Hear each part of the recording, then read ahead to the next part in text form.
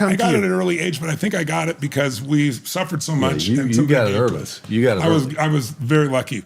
I think very early on, seeing people suffering, I never could separate from that. I suffered, but I suffered less because I was focused on taking care of other people. Right. My mom people interviewed my mom when she was still alive, and they'd say, "Has he always been like this?" And she said, "I'll tell you. When he was 4 years old, my mom couldn't move. She was, depressed and also pregnant, and so I had to be responsible. 4 years old, go to the liquor store and buy stuff." She said, "I gave him money to go buy milk and bread, and he's gone forever." Yeah. And she said he came back and I had no milk or bread. She goes, "Where's the milk and bread?" I said, "Well, there's a poor boy there." So I gave her money. She goes, "We're poor." Right. Like, what do you think? Yeah, right.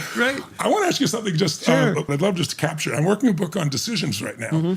And just real quickly, I believe it's your decisions more than your conditions that shape your life. Yeah. We all have horrible conditions at times, ridiculous, sometimes unjust conditions. Yeah. But it's the decisions we make, I think, that ultimately shape our destiny. And I think grace can help shape that. There's zero question in my mind. I believe in grace. But I'm curious, if you look back on your life, and I know this is a big question, and I'm not looking for the exact answer, but are there 2 or 3 decisions that you can look back on and say, if I would have made a different decision, my life would be completely different today, that you're grateful that you made? Yeah, I would say so. I had the great fortune last year. I decided to go on a Camino. Okay. So I didn't do the 34-day, I did the 6-day because, finding 34 days of my life. Of course, right. But 6 days was wonderful. My cousin who had just recovered from cancer, he said, "I'd like you to come with me." Yes.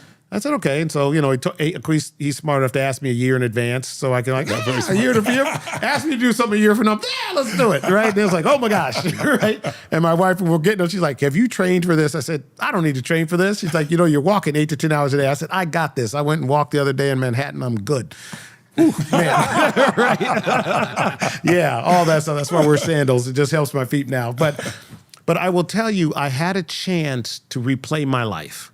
And I call it the tape of my life. My cousin, love him dearly. I grew up, my dad was eldest of 8, big family, 22 kids at your birthday party. You could invite one friend because 21 were your cousins. Oh, it was that kind of a family, right? And it was wonderful and all that.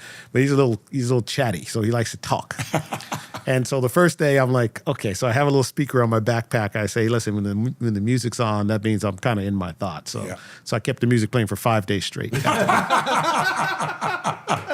But what that gave me a chance to do was really reflect on exactly that, decisions. Okay. Yes. There was one major decision to go away to school, to go to Cornell. So I gave you a little bit of the construct of my family. My dad, eldest of 8, took care of all the 6 sisters. One of his brothers died, and their kids. And so I remember he was an elementary teacher and then became a school principal. And so when he got his check, that was like everybody, was able to now feed their kids. My cousins. Right. I mean, that was what was happening because a lot of them were on, different forms of assistance and all that sort of stuff. And I saw that.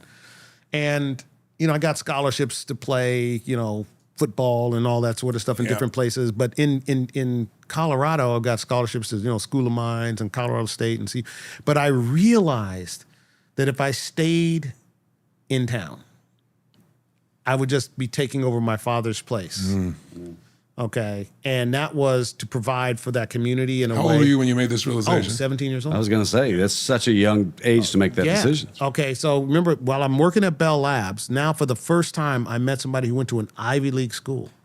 Okay. Vic Hauser,